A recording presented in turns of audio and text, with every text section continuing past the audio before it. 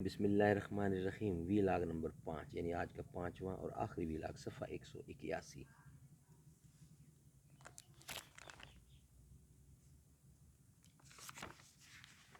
ناظرین، معارف القرآن جلد اول سورۃ الفاتح سے لے کر سورۃ البقرہ پارہ نمبر 1 سے لے کر پارہ تیسرا رکوع 8واں، رائٹر اس کتاب کے مفتی اعظم پاکستان حضرت مولانا مفتی محمد شفیع صاحب رحمۃ اللہ علیہ۔ بسم اللہ الرحمن الرحیم، الحمد للہ وکفی وسلام علی عبادہ الذین اصطفیٰ۔ یہاں سے یہ فائدہ بھی حاصل ہو گیا کہ حاکم کے لیے ضروری ہے کہ اپنی محکوم رعایا کے مزاج و طبع سے اور ان کے خواص و آثار سے پورا واقف ہو، اس کے بغیر وہ ان پر عدل و انصاف کے ساتھ حکمرانی نہیں کر سکتا۔ جو شخص یہ نہیں جانتا کہ بھوک سے کیسی اور کتنی تکلیف ہوتی ہے، اگر اس کی عدالت میں کوئی دعویٰ کسی کو بھوکا رہنے کا کے متعلق پیش ہو تو وہ اس کا فیصلہ کیا اور کس طرح کرے گا۔ غرض اسی واقعہ سے حق تعالیٰ نے فرشتوں کو یہ بتلا دیا کہ زمین کی نیابت کے لیے معصوم ہونے کو دیکھنا نہیں، بلکہ اس کو دیکھنا ہے کہ وہ زمین کی چیزوں سے پورا واقف ہو، ان کے استعمال کے طریقوں اور اس کے ثمرات کو جانتا ہو۔ اگر تمہارا یہ خیال صحیح ہے کہ فرشتے اس خدمت کے لیے زیادہ موزوں ہیں تو ان چیزوں کے نام اور خواص بتلاؤ۔ فرشتوں کا اظہار رائے چونکہ کسی اعتراض یا فخر و غرور یا اپنا استحقاق جتلانے کے لیے نہیں تھا، بلکہ محض اپنے خیال کا اظہار ایک نیاز مند خادم کی طرح اپنی خدمات پیش کرنے کے لیے تھا۔ اس لیے فوراً بول اٹھے، سبحانک لا علم لنا الا ما علمتنا انک انت العلیم الحکیم۔ سبحانک لا علم لنا الا ما علمتنا انک انت العلیم الحکیم۔ پاک ہیں آپ، ہم کو علم نہیں مگر وہی جو آپ نے عطا فرمایا ہے۔ بے شک آپ بڑے علم و حکمت والے ہیں۔ جس کا حاصل اپنے خیال سے رجوع اور اس کا اقرار تھا کہ زیادہ اعلم و افضل مخلوق بھی موجود ہے، اور یہ کہ زمین کی نیابت کے لیے وہی موزوں ہے۔ دوسرا سوال اس جگہ یہ ہے کہ فرشتوں کو اس کی کیسے خبر ہوئی کہ انسان خون ریزی کرے گا؟ کیا انہیں علم غیب تھا یا محض اٹکل اور تخمینہ سے انہوں نے یہ سمجھا تھا؟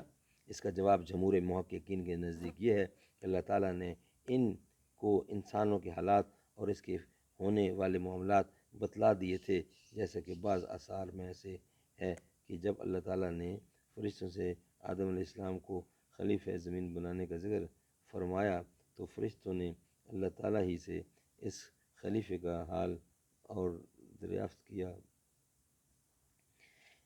اس خلیفہ کا حال دریافت کیا۔ اللہ سبحانہ و تعالیٰ ہی نے ان کو بتلایا۔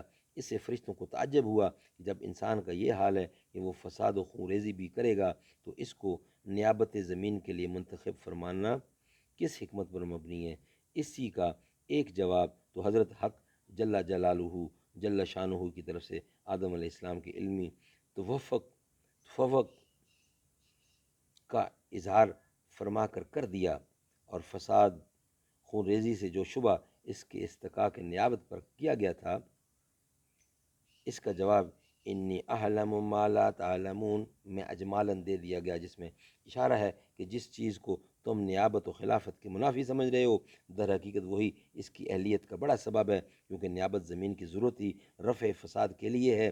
جہاں فساد نہ ہو وہاں خلیفہ اور نائب بھیجنے کی ضرورت ہی نہیں۔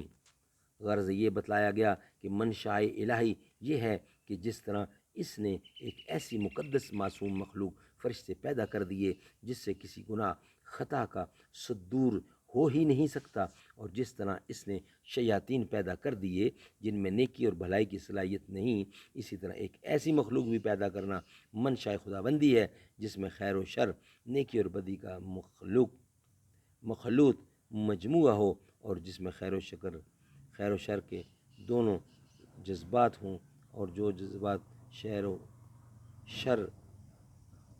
جذبات شر کو مغلوب کر کے خیر کے میدان میں آگے بڑھے اور رضائے خداوندی کا خلط حاصل کرے۔ اللہ تعالیٰ سمجھ بوجھ دے انشاءاللہ۔ نیکسٹ ویلاگ میں ہم آپ کے سامنے پیش کریں گے واضح لغت خود حق تعالی شان ہو، واضح لغت۔